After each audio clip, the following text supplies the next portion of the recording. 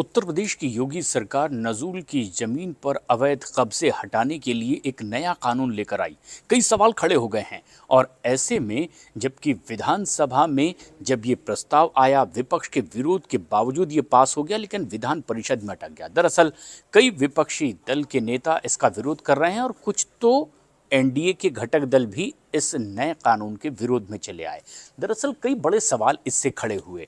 सवाल ये कि क्या नजूल की ज़मीन पर बसे लोगों को यहाँ से बेघर कर दिया जाएगा, लेकिन इसका सही जवाब ये है कि जहाँ पर आबादी है या फिर कहीं बड़े जनहित के काम इस ज़मीन पर हो रहे हैं तो यहाँ पर इस ज़मीन को खाली नहीं करवाया जाएगा। कई और सवाल भी ऐसे ही खड़े हुए कि आखिर इस कानून का मकसद क्या है, क्या कहीं कुछ और लोगों का अहित तो इसमें नहीं हो जाएगा। और ऐसे ही कई सवाल जब सामने उठे तो इसका जवाब भी तलाशा गया। दरअसल सवाल ये भी आया कि पहले से लीज पर ली गई नजूल की ज़मीन पर पट्टा क्या ख़त्म कर दिया जाएगा, लेकिन जवाब इसका यह है कि जिन्होंने लीज के नियमों का उल्लंघन ही नहीं किया उनका पट्टा नियमों के मुताबिक जारी रहेगा, क्योंकि ये नजूल की ज़मीन सिर्फ जनहित के कामों के लिए ही पट्टे पर दी जाती थी और अगर ऐसा काम अब भी हो रहा है तो यहाँ से कब्ज़ा नहीं हटाया जाएगा। कई और ऐसे सवाल हैं जो लगातार इस नई बहस में शामिल होते चले जा रहे हैं और उसी कड़ी में लोग ये सवाल पूछ रहे हैं कि आखिर ऐसा करने की ज़रूरत क्या पड़ी। और इसी के बीच एक और अहम सवाल सामने आया कि नजूल की ज़मीन पर बने निर्माण को हटाने पर मुआवजा क्या मिलेगा या नहीं मिलेगा। जवाब है ज़रूरी होने पर ही निर्माण हटाने की सूरत में ज़मीन के ऊपर बने निर्माण का मुआवजा नियमानुसार दिया जाएगा। क्योंकि ये सवाल ये इसलिए भी खड़े हो रहे थे क्योंकि बड़ी लागत से कई लोगों ने इस पर अपना निर्माण कार्य कर लिया है, तो आखिर उसका बाद में भविष्य में क्या होगा।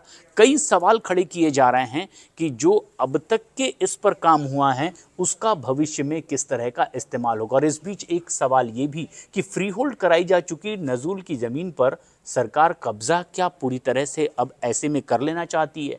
दरअसल जवाब ये है कि अगर फर्जी दस्तावेज के ज़रिए या फिर धोखाधड़ी के ज़रिए जानकारी छिपाकर फर्जी तरीके से फ्री होल्ड इस ज़मीन को करवाया गया है तो ऐसे कब्ज़े अवैध करार दिए जाएंगे, क्योंकि ये ज़मीन दरअसल सरकार की होती है, जनहित के काम के लिए होती है, लेकिन इसमें अगर जालसाजी हुई है तो फिर उसके मुताबिक ही उस पर असल कार्रवाई भविष्य में की जाएगी और इसीलिए इस तरह के कानून के ज़रिए आगे बढ़ने की कोशिश हो रही है। कई और सवाल खड़े हुए जिसमें सवाल ये भी कि अगर लीज अवधि ख़त्म हो चुकी है और सरकार ज़मीन पर अब इसके बाद क्या पूरी तरह से कब्जा कर लेगी।